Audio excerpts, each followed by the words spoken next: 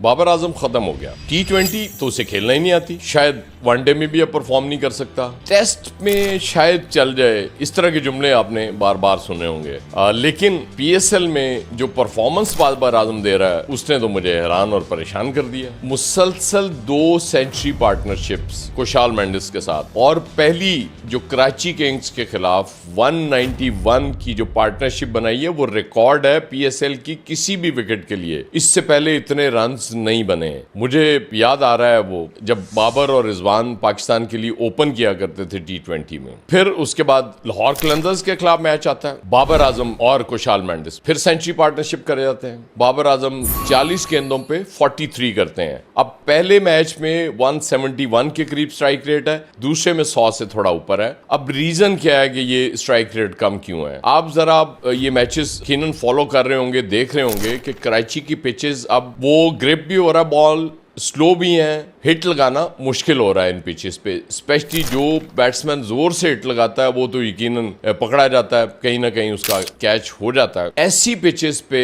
बाबर और कुशाल मेंडिस जब खेल रहे होते हैं तो लगता है कि वो बिल्कुल सीधी किसी बैटिंग पिच पे खेल रहे हैं और बाकी बैट्समैन इसी पिच पे खेल रहे हैं। ये एक बार पहले भी हुआ था कि एक PSL में जब बाबर आजम खेल रहे थे तो वो जो हमारे यहाँ मेहमान कमेंटेटर आए हुए थे वो कह रहे थे कि हमें समझ नहीं आ रही कि ये पिच बाबर आजम की परफॉर्मेंस कुछ और तरह से है, बाकी किसी से खेला नहीं जा रहा। तो बड़ा प्लेयर जो होता है और जब वो उसका कॉन्फिडेंस बहाल हो जाए तो वो ऐसी पिचेस पे भी परफॉर्म कर जाता है जो कि T20 के लिए नहीं होती, वो ज्यादा मुनासिब लगती हैं टेस्ट मैचेस के लिए, कि वो इक्वली बॉलर्स को भी सपोर्ट कर रही होती हैं और बैट्समैन को भी सपोर्ट कर रही होती हैं। ऐसी पिचेस पे परफॉर्म करना जाहिर है एक बड़े खिलाड़ी की निशानी होती है। बाबर फॉर्म में वापस आ गए हैं, कॉन्फिडेंस बहाल हो गया। पहले मैच में वो नॉट आउट भी गए, कुशाल मेंडिस सेंचुरी करके आउट हो गए थे। सबसे बड़ी बात ये होती है एक प्लेयर अगर बहुत तेज खेल रहा है और बहुत आउटस्टैंडिंग परफॉर्मेंस जा रही है कुशाल मेंडिस की, बाबर को जरूरत नहीं है बिला वजह रिस्क लेने की। हमारे सिलेक्टर्स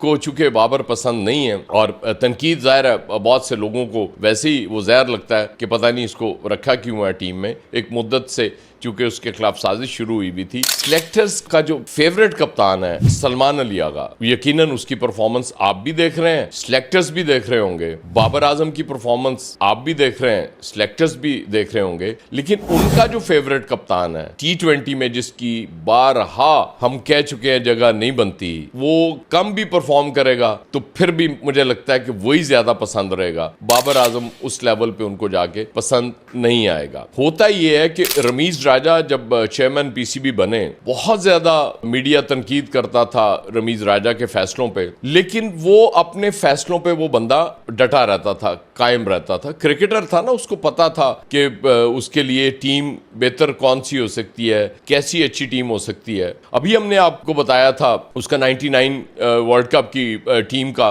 कि जिसमें वकार यूनुस को नहीं खिलाया गया था। उस पर सबसे ज्यादा रिएक्शन तो 12 लोगों का ये आया कि वसीम अकरम की वजह से नहीं खेल रहे थे। हमने बहरहाल आपको हवाला एक मुस्तनद किताब का दिया था मुश्ताक मोहम्मद की। ज़ाहिर है इतना बड़ा नाम, पाकिस्तान का कप्तान, और फिर मोहम्मद बरादरान, हनीफ मोहम्मद, मुश्ताक सादिक, इनकी खदमात से कौन वाकिफ नहीं है।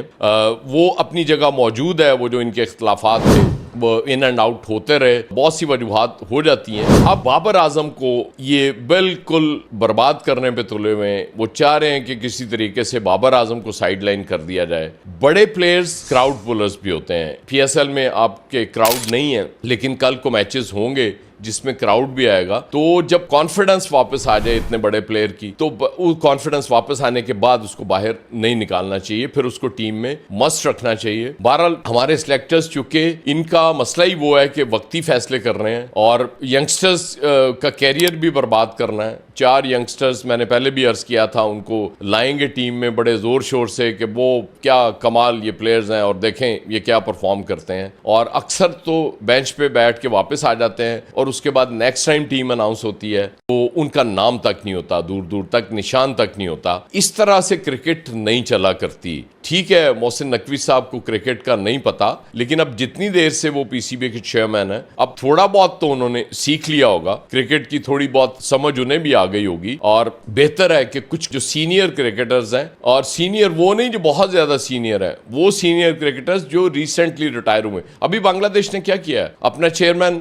तमीम इकबाल को बनाया। तमीम इकबाल कब रिटायर हुआ है? अभी रिसेंटली रिटायर हुआ है। हर तरह की क्रिकेट खेली है तमीम इकबाल ने। अब वो मुआवजे भी बढ़वाए हैं उसने आके क्रिकेटर्स के। वो जदीद क्रिकेट खेला हुआ चेयरमैन जब बनेगा, उसको हर क्रिकेटर की कमजोरी का, उसकी स्ट्रेंथ का, उसकी परफॉर्मेंस का पता होगा कि कहां वो परफॉर्म कर सकता है, उसको वो लेके आएगा। बहरहाल बाबर आजम जैसे प्लेयर्स खुश नसीबी से पैदा होते हैं, किस्मत से पैदा होते हैं मुल्कों में, लेकिन हमारे यहाँ पता नहीं क्यों टैलेंट को बर्बाद, एक तो कदर ना करना और बात है, उसको बर्बाद करने पे तुल जाते हैं हम लोग। तो इस रवैये को खुदा के लिए बदलें। पीसीबी समझने की कोशिश करे कि प्लेयर्स को इस तरह से जाया नहीं करते, यंगस्टर्स को ग्रूम करें। और मैं हमेशा से ये बात कहता हूं कि जब कहीं टीम मुश्किल में होती है, एक बड़ा बैट्समैन एक साइड पे खड़ा हो, वो यंगस्टर को गाइड करके उससे बड़ा स्कोर भी बनवा लिया करता है। खुद तो वो कर ही रहा होता है। बहुत ज़रूरी होता है एक सीनियर प्लेयर का उस वक्त उसके साथ होना। तो शायद कि तेरे दिल में उतर जाए मेरी बात, लेकिन मुझे यकीन नहीं है इस बात।